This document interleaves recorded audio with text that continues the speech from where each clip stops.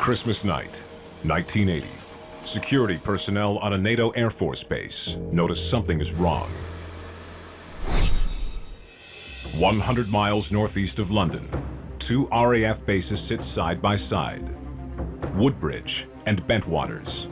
They are separated by a wooded area known as Reendlesham Forest.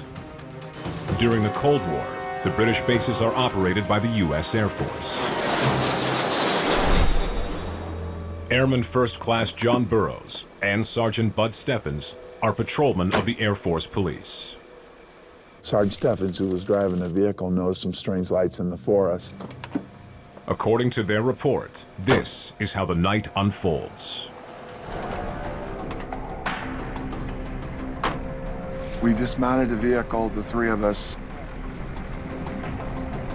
We followed the lights into the forest, so the adrenaline was pumping and we just spread out.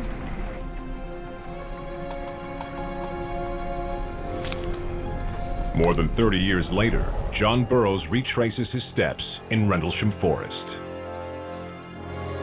This is where Sergeant Pennison and myself and Airman Kamanzak were.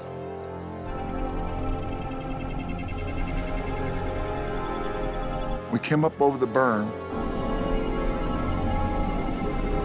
All of a sudden, there it was.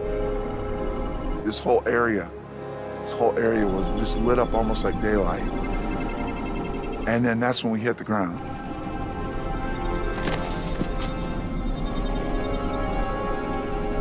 Burroughs, Penniston, and Kabanzag don't know what they've just seen. But their entire story is nothing more than a story. Compelling, but not supported by any hard evidence.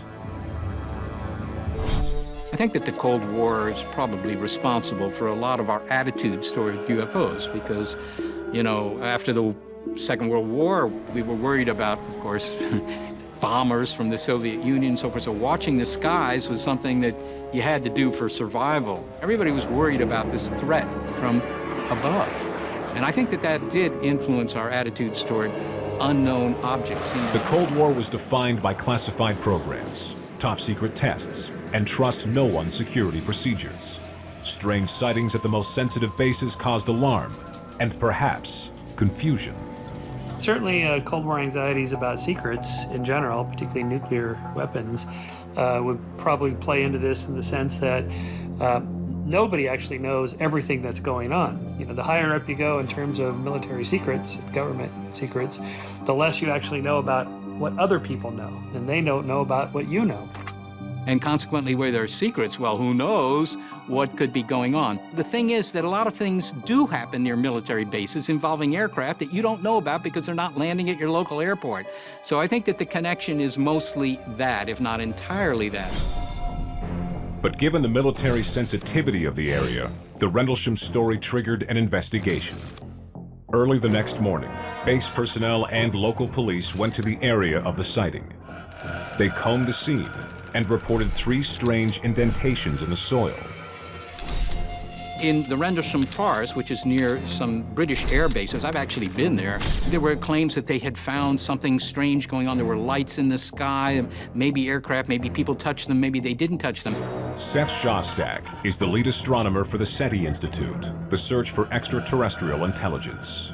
It's kind of the British Roswell. Like the Roswell incident in America, Shostak thinks the Reendlesham Forest incident in Britain has been built into a legend that has overtaken logic.